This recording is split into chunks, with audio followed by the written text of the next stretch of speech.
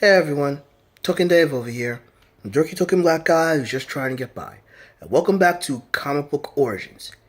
Here, I explain the origins of a superhero or a villain directly from the source comic book material, having little or nothing to do with how they're introduced in the movies or TV series. Well, basically, we're basically a day away from Black Panther being released, and so I'm also at the end of discussing obscure Black Panther characters. So this is the last one who's relatively obscure, but not so much, and I'll explain why. But one thing that the Black Panther series is known for, especially recently, more so now, is that they are known to have very strong females within the mythology.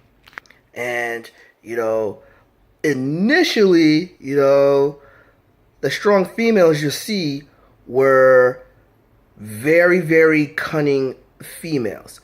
And basically, one villain who is the subject of this comic book origin is really the definition of a militant soul sister. All right, someone that you would see like at a 1960s Black Panther rally, no pun intended. And this person is named Malice. All right, who appeared in Jungle Action issue number 8. So before I go into Malice, kind of need to set the stage a little bit, because, some things that happened beforehand. Now, if you remember, I actually talked about the origins of Najadika, a.k.a. Eric Killmonger, and Horatio Walters, a.k.a. Venom, alright? So, basically, when I talked about their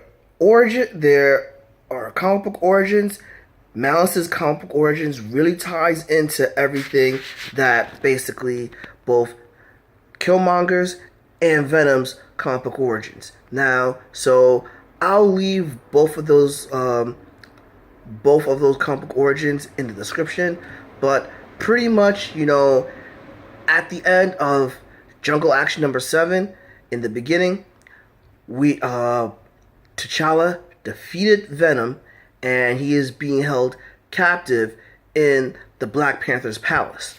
And Venom is actually a very valuable asset to Killmonger.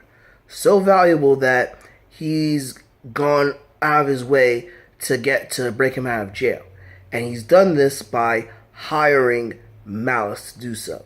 So, as the issue starts, you see Black Panther fighting a bunch of other people, right? And Wakabi is there watching the battle. So you could definitely tell this is actually something ceremonial or something staged or something expected. And basically, T'Challa's defeated a bunch of people. He feels like he's ready.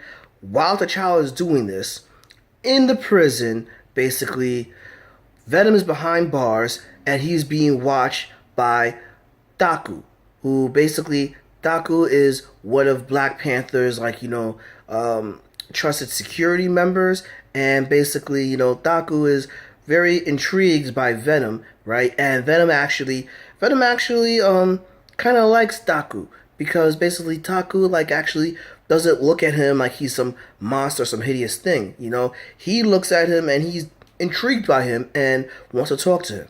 So basically, where I explained Venom's origins, basically in comic book, Venom is actually explaining his origins to Daku. But while Venom is explaining his origins, Malice has actually broken into the palace and into the prison area and is actually interrogating one of the prison guards and holding him with a spear to his throat. Meanwhile, basically, Black Panther is on the floor, and basically, the herbalist of the village is about to pour the heart-shaped herb on him for him to ingest. However, Monica Lynn, who sees this, feels that it is W'Kabi who is actually trying to double-cross Black Panther, not realizing that she interrupted the ritual of the heart-shaped herb. So W'Kabi is really, really pissed because the outsider has foiled something again, and interfered in their traditions, So, yeah, like I said, W'Kabi is a bit of a dick.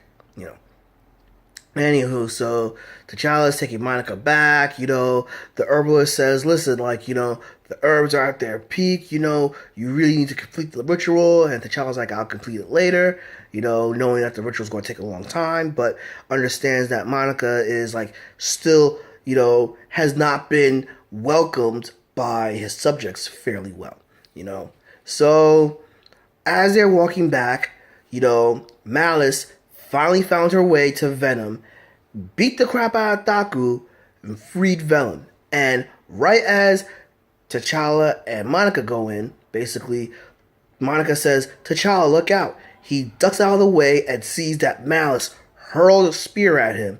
And then Malice takes a staff from the wall, and basically there's a fight ensues, and basically Malice is cold-blooded and cold-hearted because she is fucking up Black Panther, and she is also fucking up some of the guards, and with this, more of Black Panther's guards are coming in, and then basically, Malice calls in her backup, so a huge battle goes through, and Black Panther's actually knocked down, and Malice is about to actually try to stab him, but then Monica screams no and tries and distracts Malice, giving Black Panther the chance to get the upper hand, knock Malice down, beat the crap out of the rest of the guards, while W'Kabi, has Venom and it has him in a chokehold,